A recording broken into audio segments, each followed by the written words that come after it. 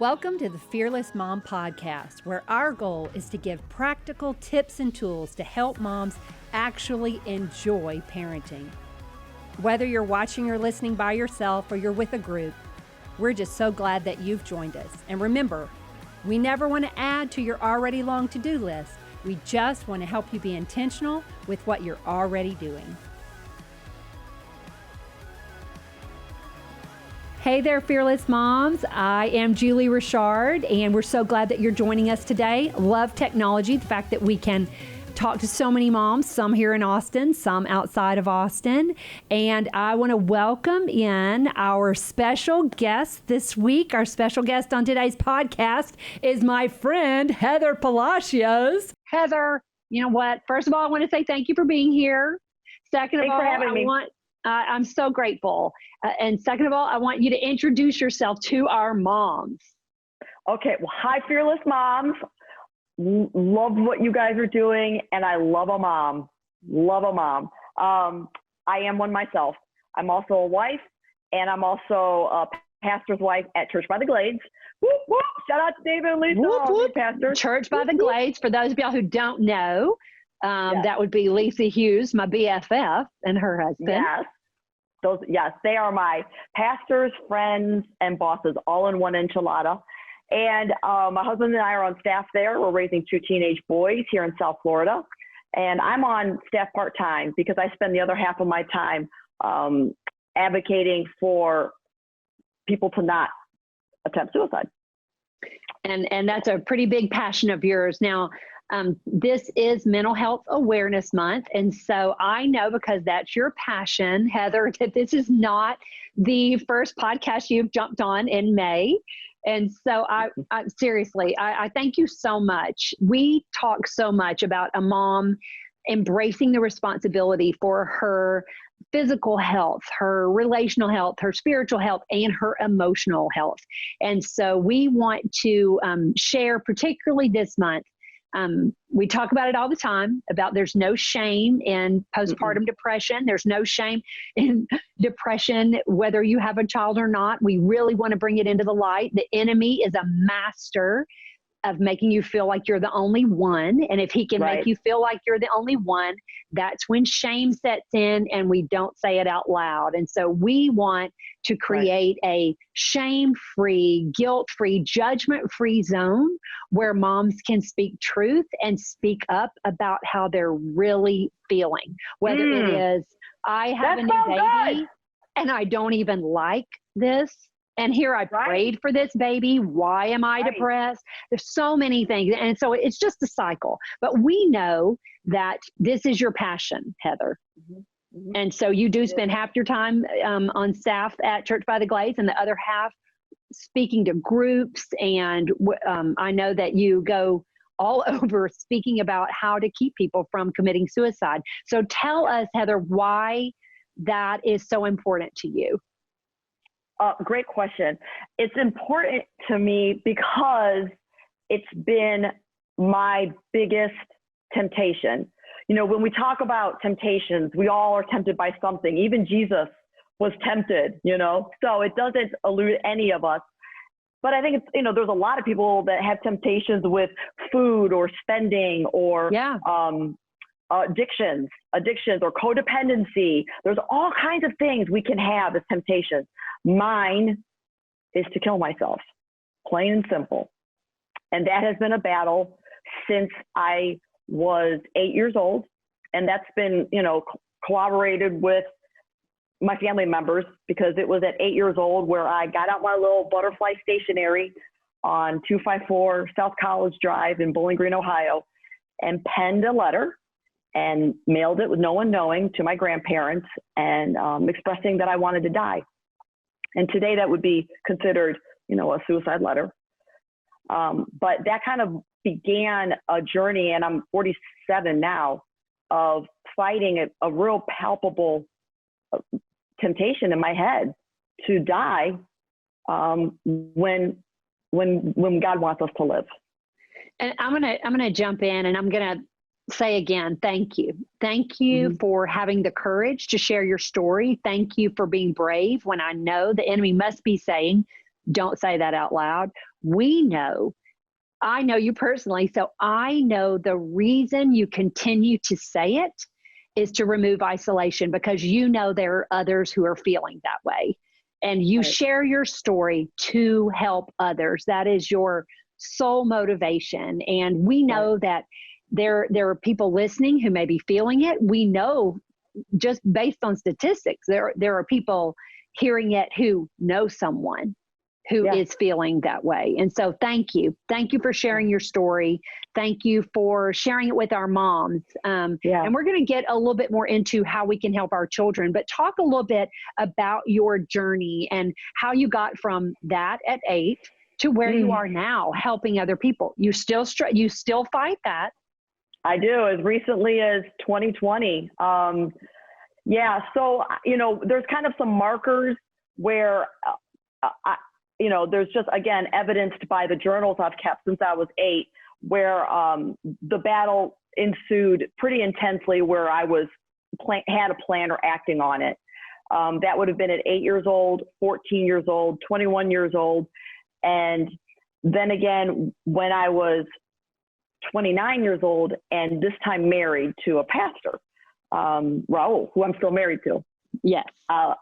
And I think that kind of became a turning point, because he unfortunately found me in the middle of a suicide in a public parking lot and was unable to stop me. So he had to call 911, and the first responders were unable to stop me. And I kind of always have likened it to the demoniac in Mark, the book of Mark, because I had just was able to amass supernatural strength in my determination to want to die that day.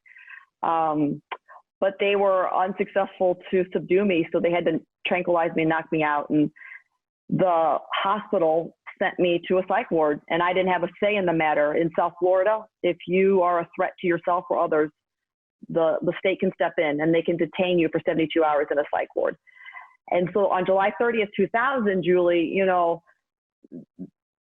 I was put in a room by myself, lest I harm anybody else from the behavior I had shown, locked in. They locked me in, and I was all by myself. I didn't have a smartphone, a TV. There wasn't even like a mural on the wall to escape the reality. And I was, oh my gosh, I was so mad at God. I wanted to die so bad, because I couldn't reconcile being a pastor's wife and just knowing that this was my biggest weakest.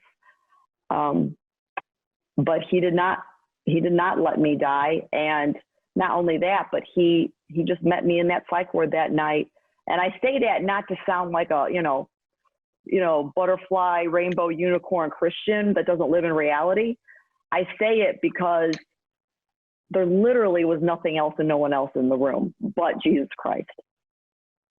And even a psych ward, even me locked in, would not keep him out and away from me. Amazing. I say it's amazing because I know Raul, I know your boys, I know your life now. I did not know you, at that time. And so even I'd heard your story, but I hadn't heard you tell it really until I think this last year at Leading and Loving It. I guess maybe I'd heard pieces of it, but you told it and you showed pictures of yourself as a child, as a teen, as a young adult. And it was so real. It was so authentic. And I think, Heather, what you do that is so incredible is you never minimize the pain, the struggle, the frustration, the hurt, the sadness, the anger, all of the feelings. You never minimize that. And so you have shown me, you show us how to see that, acknowledge it, and at the same time talk about the grace of God. That they can coexist, that they do coexist. And that is why God's grace is so powerful. You experience God's grace, God's hope, God's joy in a different way because of that. And the courage to share it. I don't know. I can't say it enough. Tell me a little bit about when you were in that when okay, so you were in the hospital. Yeah. You were alone, but God was with you, literally like Joseph in the pit. It says, yeah, but God was with him. And like Paul in prison. Yeah. And like Jonah in the whale.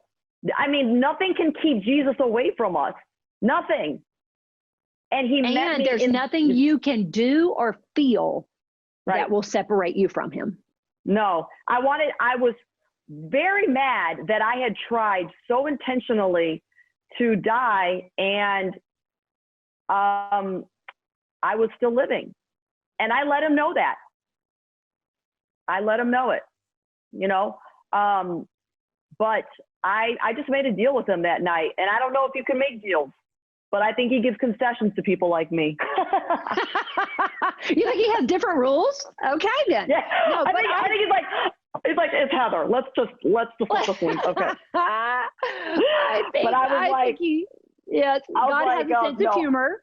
Yes, he does. It does say he laughed in the Bible, but I just said, look, okay, fine, you win, but you got to get me out of this place. It was deplorable. It was before we had started to kind of dignify psychiatric wards and stuff.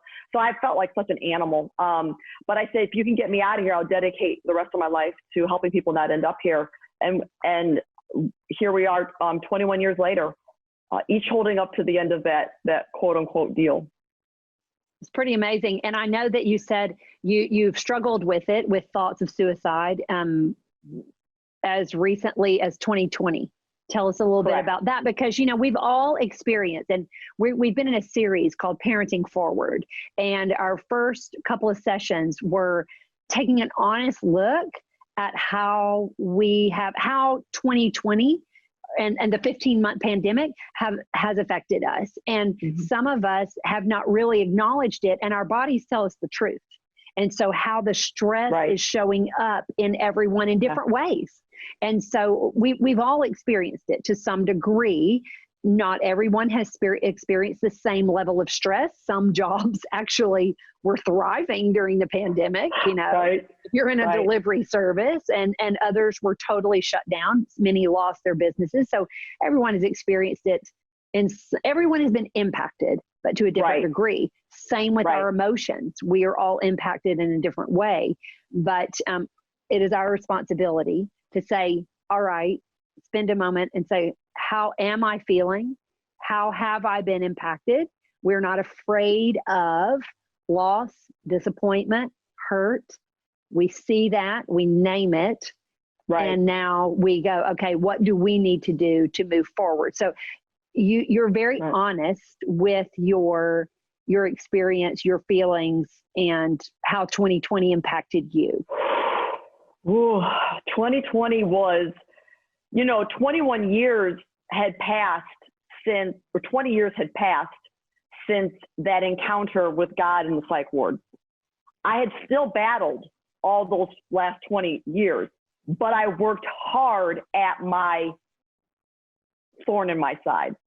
I can say with integrity that the last 20 years, I'm very intentional, and I work hard at staying alive. Yeah, but you're very intentional. Yeah, staying alive, staying alive. That has been your theme song. Yeah, literally. But we joke, you laugh about it, but you are very intentional. You embrace the responsibility. You're careful with your schedule. You're careful with your commitments. You are careful with your threshold for interacting with others. And you say, you know what? This is what I need to do to keep myself alive. And therefore that is what you do. You make deliberate decisions. I work it like any other disease that debilitates the body. I've never delineated the organ of my brain from, if I had been in a car accident and had found myself wheelchair bound and wanted to walk again, I would, if that was a possibility, I would work so hard to walk again. And that's kind of what I liken it to.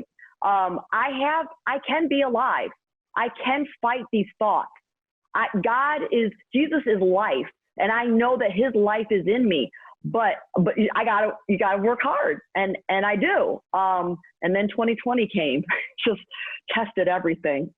So what are some boundaries that you have? What are some things that you say, this is important for me to keep myself alive? This is important for me. So pre-2020, what were some things that you had in place, some structure, some boundaries, I guess is the best way to say it, some rules to follow?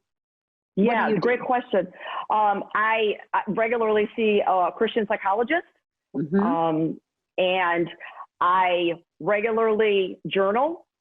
And I have journals from when I was 8. So that's been very important to me. That's not just a diary where you flush out your problems. That is a toxic purge for me. Yes. I am purging out these bad thoughts onto paper. And in my mind, I'm a tangible, if it's on paper, it's not in my mind. Look at that. Yes. So journaling is really important. Dr. Robbie Sonderegger talks about kids who have a lot of feelings, and if you can structure a time for them to write them on paper and put them in a box, but he recommends not at bedtime. So he says like 3 o'clock in the afternoon, whatever it is, but that's your time. It's like you're journaling, putting it on paper. Again, we're not minimizing the feeling. We're taking its power away, really. Right. It's getting it out of your head, you know, and church is essential for me. That changed during 2020, but by and large, you know, I need to be in the house of God every weekend and let that 1 hour pour into me. People have no idea how quickly my brain gets depleted of hope, of opportunity, of grace, of love, of living. And 1 hour in God's house is such a pouring in. I yearn for it. So church is a necessity. And then I have 3 truth tellers in my life. And I got those 3 truth tellers from Jesus himself when he was going through his absolute worst mental affliction in the garden. You know, he had followers of thousands. He had a small group of 12, but in his worst mental hour, he had 3. Yeah, you're right. And so I take my cues from that. And my 3 are Pastor David, Lisa, and Raul. And they know everything. They know, and they can speak to me. Speaking of boundaries, they are the 3 that can say you need to respectfully decline that. Or, Julie, and I know you'll appreciate this candor because it's not always put out there, but Pastor David, Lisa, and Raul can also say to me, Heather, don't play the card. You can go to that. You listen. Look you made at a that. commitment. Yeah. You made a commitment to be at this event. They're counting on you. You can do it. And so you trust them and go. You have chosen, you have said, okay, I need this to stay healthy, and therefore I'm going to do it. The definition of discipline is doing something when you don't feel like because you decided to. Yeah. Well, and I think, you know, what I've seen over the last 21 years now is that we use this thorn in our side as a weapon to get our way. And wait, say that again. Yeah, we use the thorn in our side as a weapon to get our way. And early on, I'm guilty of that. Powerful. That actually, that translates to a lot of things. We use the thorn in our side as a weapon to get our way. As a weapon to get our way. Yikes. Okay. So accurate. And I've been guilty of that. And listen, I repented. I saw where I was using this for pity or for sympathy or to justify sinful actions. And I just had this awakening one day, and I was like, forgive me, Lord, please help me to not use the thorn on my side as a weapon to get my way. That is amazing.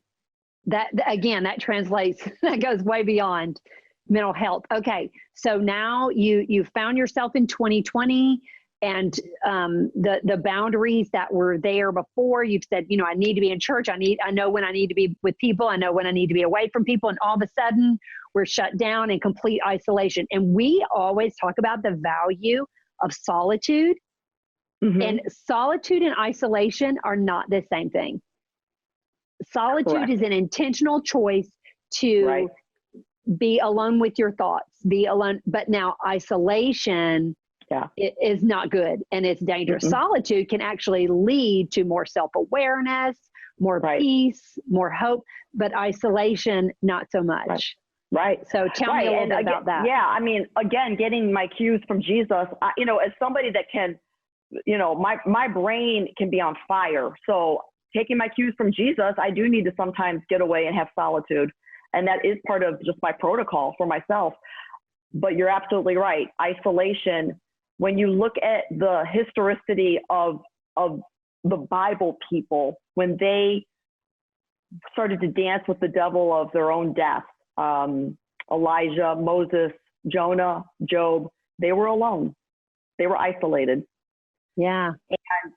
And isolation for me is public enemy number one, whether it is the psychology world or the biblical religious world. Both schools of thought have told me unequivocally, someone like you needs to avoid isolation. Well, 2020 rolled around. Welcome to 2020. Right. And it's mandated by the government. And again, I just had massive fist shaking at God, because I'm like, that's impossible for me. Yeah. Yes. It goes against everything I've been told. Secular and non-secular schools of thought have both said, don't isolate. So springtime rolled around in 2020, and Julie, to be very frank, my family was out of town. I was home alone. I woke up on this particular day. It was raining. I was in isolation. Nobody texted me. Nobody called, and that's nobody's fault. I own this. But I looked at my calendar, and it was a snowstorm of nothingness for the next, because everything was canceled. Everything was canceled, and it became a small thought that I allowed in isolation to grow. And as I sat in my house in the rain, recognizing there's nothing to do and there's nowhere to be, it became, no one needs you. Nobody would miss you. And it became even worse. When you say it now, Heather, I know your family. I know the role you play at church. I know the people who benefit from your ministry. And so to me, you're saying those words, and I'm like, how could you think that? Yeah. To me, it's so many people need you, love you, want you to be with them, want you to continue your ministry. You've impacted so many lives, continue to impact. So to me, I can't understand, but that's what do you call it? Mental affliction is, though. It's distorted reality. And we look at Eve and we're like, what a bobo. Why would you have listened to a snake in a tree that said, eat it? What a bobo. But I will say, now that I've been able to look back on 2020 and not only digest it, accept it, but I've gotten a lot of counseling to work through it. When the enemy lies, it is not going to be some ridiculous, preposterous, unbelievable fairy tale from a fairy tale book. It's wickedly believable. And it starts, you said, it started here with, I don't have anything on my calendar, to I'm not needed, to and then it grew again. And this one was, it just breaks my heart. It just breaks my heart. But I have to share these because I know that this tactic is going to be used by the enemy again. So I talk about it to warn people and caution them. But then that small little idea eventually grew to, have you ever considered how embarrassing you are with your ministry to your husband and your boys? You're not that stay-at-home mom that makes muffins and wears Lululemon. You go around talking about how you went crazy and how you battle suicide. And you could take your life today and they would be sad, but you would be replaceable with somebody maybe a little bit less embarrassing, more normal. And that was it. That's all I needed. And it moment. Just grew and grew and grew. So I'm gonna go back to something you said earlier, your need to be in church to be reminded of the truth. And that means person to person, getting back into church, not just watching it, but physically being in the building around people in corporate worship. But you also, you don't just pray and worship your way out of it. That is part of your medicine, but that is not all of it. You go to a counselor. You have, I think so many times in Christian world, we think, oh, I just need to keep praying, or I just need to keep worshiping. I need to, but we sometimes need to reach out for professional help. Oh, absolutely. And my biggest critics, Julie, honestly, have been, two come to mind, but where, I've had Christian leaders get in my face and say, if you had more faith, this would not be your problem. And, in my head, I punch them, but in my face, I smile and I'm like. So in your head, you punch them. I like that. Yeah. But your face, you smile. But I think that is, but it's not, that's a misconception. I listen, it says, the Holy Spirit is called the counselor. Yes, yes. So if I want access to the counselor of the one who I am made in the image of, I need to be in a Christian counselor's office. I need that Christian counselor. Listen, all the schooling they went through, that is awesome. And I'm glad for them. But I also need them to be a mouthpiece for the one who created me and is well aware of my broken parts. And so Christian counseling and medication. And I know this is the one where people's undies get in such a wad, but it's my story. I got to stick to it. And you know what else? It is Mental Health Awareness Month. And you're telling your story, and there are people out there who need to hear it. And we need to be open to maybe the idea that we don't know everything. That there are different, everybody has her own story, and open to, here's the deal. People make appointments with the Apple Genius to get help with their phone. Make appointment with a mental health genius. So go ahead, make an appointment and go in. You do it for your phone. Yeah, good, Julie. That's good. You would do it for a lump in your breast. Yes, yes. If you had a lump in your breast, you would make an appointment to go to a professional. You wouldn't self-diagnose and self-treat. Well, my brain is no different anatomically speaking than my boob. And so if there's a problem up here, I'm going to make an appointment. Okay. I'm going to make an appointment. So, all right. So now let's say you're in a dark place, or when someone is in a dark place, they may not be able to see. Like if you can catch that thought when it's small, deal with it as a baby shark. That's one thing. And then when it gets a little bit bigger, like, okay, you can catch it. But when you get to that dark place, it is hard for you to see it, which is why you need those people around you. So let's say that I have a friend and she or he cannot see that he is depressed, that she is depressed. And I'm worried about her or him. And I know he or she can't see it. But I want to help. Now, how can I help? What is the best thing I can do? Great question. For that, I'll switch hats and I'll speak on behalf of my husband, who is my best friend, and has had to navigate being concerned for the mental well-being of somebody for 21 years. And I'll start off with kind of a big idea that Raw would say. God's job is to save Heather, and my job is to love her. Whoa, that is so significant.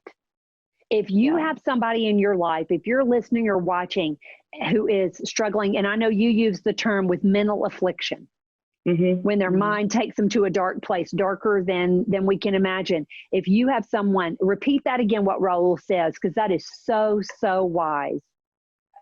He's learned to conclude over the years, God's job is to save Heather, and my job is to love her. That is I think, so good. And I know you feel that way, Heather, with many people in your life, because when you took this on as a ministry, now you are very close to a lot of people who are struggling with mental affliction. And so you must say that to yourself as well. I do. I run to any mentally afflicted person the way a soldier runs to battle, or the way a fireman runs into a burning building, and sometimes get to see the joy of their life still living, and sometimes I don't. And so I've had to reconcile that, So, knowing that I cannot save people, what do I do? First of all, I pray for them, and that sounds so trite, and it kills me that it's quickly dismissed or undermined, because what I have to understand is, in that moment, I might be the only person in the entire world of all humanity that is calling on the name of the Lord to save that person. And God loves that person. And he hears the cries of us when the Bible says the righteous prayers availeth much. And so you're interceding, you're calling God down to a situation that you can't save, but he can.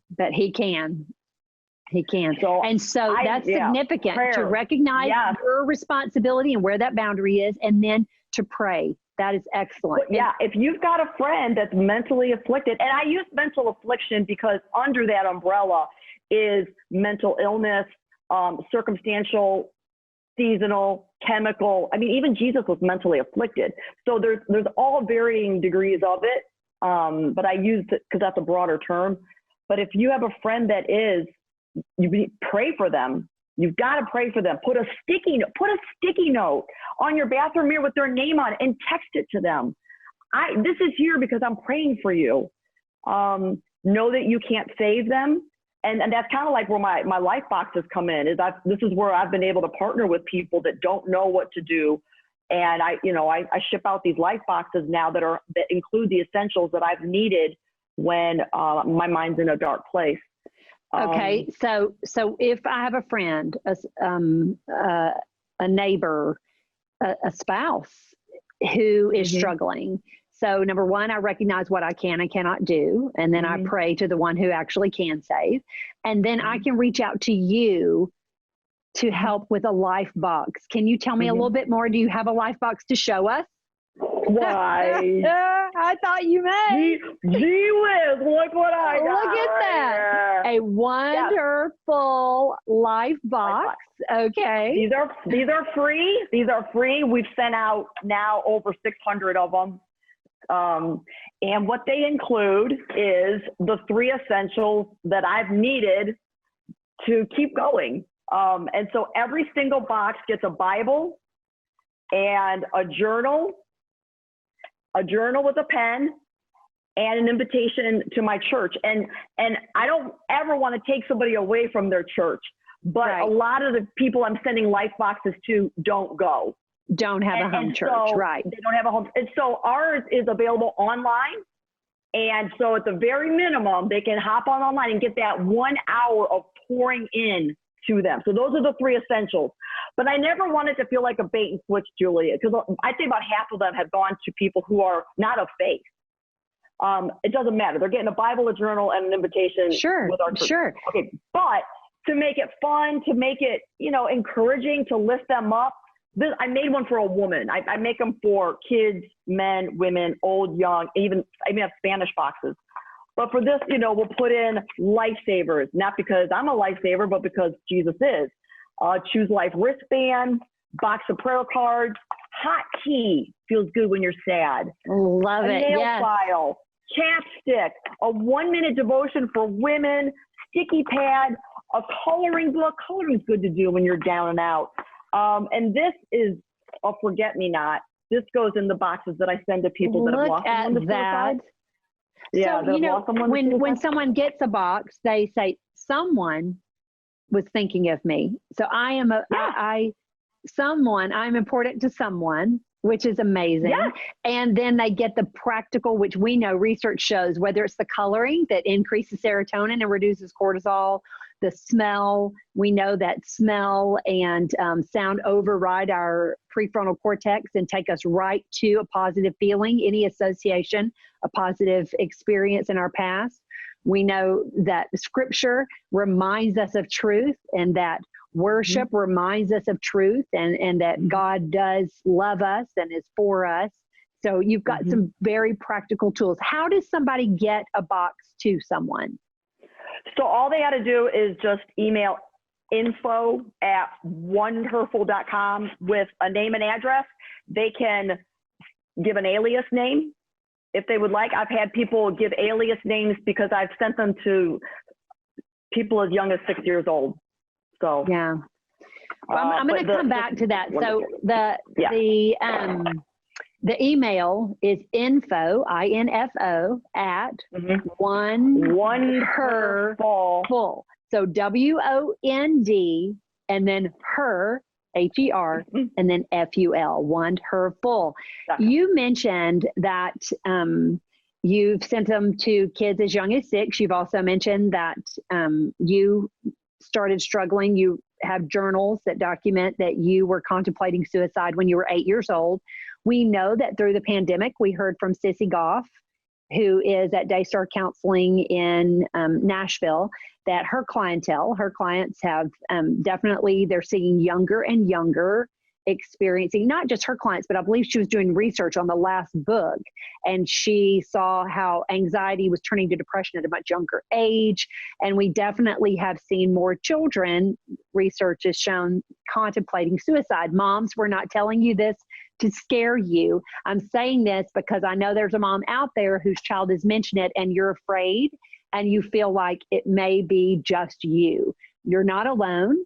And we want to help you know what to do. Or maybe you have a friend whose child has mentioned suicide, and that is scary.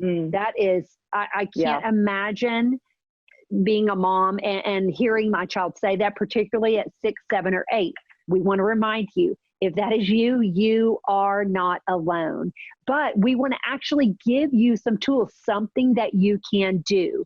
And I know that Sissy Goff says, and David Thomas, they say if a child mentions suicide, expresses to you that they've discussed it, they would tell you immediately take them to the ER.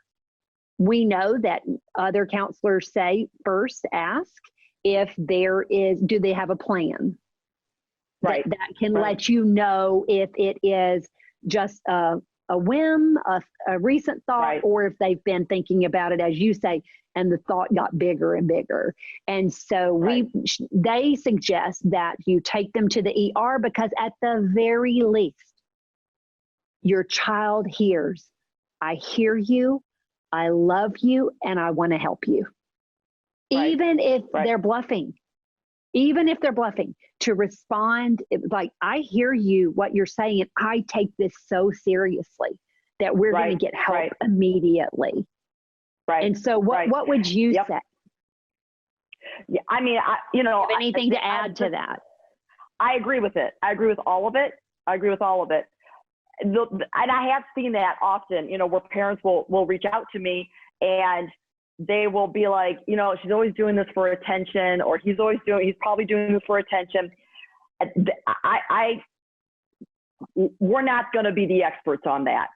And so we need to not be, it's whether it is for a crying wolf or for attention, or it's truly, they want to die. Let's let the experts make that call. And either way, if they're trying to get attention, what's the worst thing that can happen? You take them to the doctor. The doctor says, I don't believe it is an immediate threat, but you have communicated to your child, I hear you, I take your words seriously, and I want to get you help. I want to help you. And instead, if we're not careful as a mom, of course I'm going to say, oh, she doesn't really mean it. I don't want her to mean it. I don't want him to mean it. I don't want him to think that way. But again, our goal is to we want accurate thinking, not just positive thinking. And so I want to look at the situation as it is and say, okay, I'm scared, but I'm going to get help and be with that child in that dark place. And that's a scary place for mom to go. That's scary. But again, I think it's scarier when we think, oh, this is because of me. This is because I haven't armed her. I haven't been a good enough mom. And we got to back away and say, this is not about me right now. This is about getting my child help. And that is so important. And you're so good at communicating how you communicate it in a way that is very matter of fact. And it helps moms remove the fear. I don't know. The way your tone that you use, the fact that you are laughing, you look back on that and you go, it was a dark time and I have revisited that dark time again, but I'm still alive and I'm going to use this for good. You are Romans 8:28, where if we make it a verb, your experience. Yes. Well, thank you. That's Romans 8:28. That's good. I like that. But you're using it for good of others. You're helping me help moms. You're helping moms help friends, help their kids. It's significant. I don't, in the hour that you and me will do this, 5 people will die by suicide. And that's 5 too many. It's 5 too many. I know what it's like to have my life on the ledge of being here no more. I've lived through that enough times now to know not only do I not want it, I don't want it for anybody. God, we're called human beings, and human beings are living creatures. We're not rocks. We're not a box of crayons. We're living. And God will allow us to live if we trust him when it's dark. He will get us through that. He would never, ever want us to take our life into our own hands and take it. He's the giver of life. He is not the giver of death. And the enemy is the father of lies. And that's why scripture talks about our minds. Be transformed by changing the way you think. Our minds are so powerful and can, a thought becomes a belief in the blink of an eye. And we have to begin to recognize that thought is just that. It is a thought. There is a difference. And that, and that's why, I think, yes. And that's why every life box has a Bible, because this is what this right here, this is the sword that cuts through these believable lies in my head, cuts through them. And because it's a double-edged sword, it's a double cut. It's a double laceration to the enemy's thought in my head. And it can't thrive then. But I have to know what this says. And this says, Psalm 118:17, I will not die. I will live to tell what the Lord has done. And for the fearless moms, my favorite one for parents, Deuteronomy 30:19, I have given you the choice between life and death. Oh, that you would choose life so that you and your descendants might live. Unbelievable. And I know that is what you and Raul communicate to your children. Yeah, it's pretty amazing to watch you guys parent together, to watch your marriage, to watch your ministry, and to watch the passion with which you share your story, a difficult story to share. And you say, I will not be intimidated. I will not stay quiet. I will not let shame keep me back from speaking truth, from speaking encouragement, from sharing hope, joy, peace, grace. You are a living, breathing example of that. We thank you. I can't say enough how much we thank you for sharing your story to help others. You've helped others today. I have no doubt, not only a mom who may be feeling it herself, but a mom who has a friend, a spouse who's feeling it, a mom who has a child who's feeling it and thinking it. So thank you, Heather. I can't say enough how you've impacted so many. Okay, but now, Heather, we gotta end on some fun. What we've given us hope. We've given scripture. We've given the wonderful box that you can mail out. Now We're going to get a little bit, let people know you a little bit better. Okay. So now we're going to end with a this or that. So, okay, this or that. Here we go, Heather. You have to pick one. This or that. Okay. Beach or mountains? Beach. Beach, yes. Okay. Burger or pizza? Chicago deep dish pizza. Oh, yeah. Oh, that does not surprise me. Okay. Early bird or night owl? Well, when I'm both.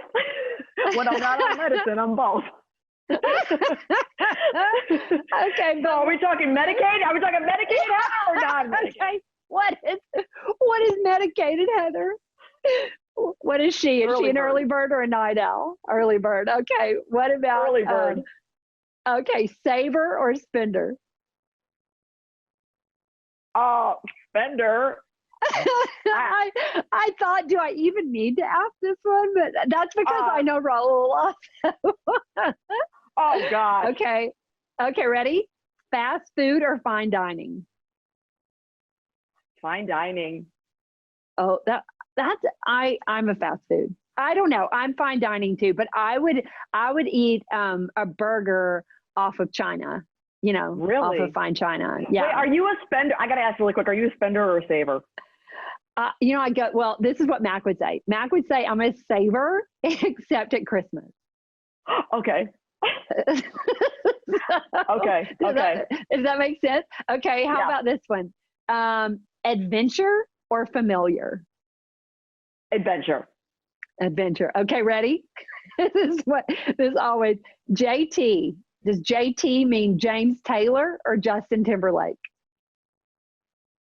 I've seen them both in concert, but Justin Timberlake was better in concert. Okay, there you go. Because JT almost always, like, people it reveals their age. Like, but James Taylor, everybody was so stoned, nobody could. My gosh. Okay, everybody was in a daze. Everyone was in a daze. How can you remember? Oh my gosh. Okay, listen though. Remember how I said that that sound and smell and taste, it overrides our prefrontal cortex and can take us to a positive memory or a positive feeling, just like it can a negative too. But we do this intentionally to take us to a positive, a safe place, a place that you remember positively. So listen, James Taylor is my music that overrides my prefrontal cortex and takes me to my back porch. Yes. So I literally can play James Taylor. My heart rate goes down. My body, I feel it relax. Isn't that crazy? So I'm always going to pick James Taylor, but that's because, yes, it's my, try it, Heather, try it. Okay, wait. Have you seen him in concert? Not James Taylor, but I have seen Justin Timberlake. I don't know that anybody could beat Justin Timberlake in concert. He was great. He's amazing. Hey, just for the record, just to make sure we all know that I was not stoned at the James Taylor concert. Just want to make sure we put that in. That is a perfect way to end, Heather, with that clarification, because I'm sure there were people wondering. Yes. It probably so. Not really. Well, thank you again, Heather. We love you, and we thank you so much for sharing with our moms today. It was an honor. Thank you for asking me. Thanks so much for joining us today. If you or someone you love is struggling with, as Heather called it, mental affliction or contemplating suicide, we wanted to make sure you had the suicide hotline number. That is 1-800-273-8255. I'm going to say it again, 1-800-273-8255. And if you want more resources from Fearless Mom, you can always go to fearlessmom.com. Again, so glad you joined us today, and reach out. Let someone know if you're struggling. You're not alone.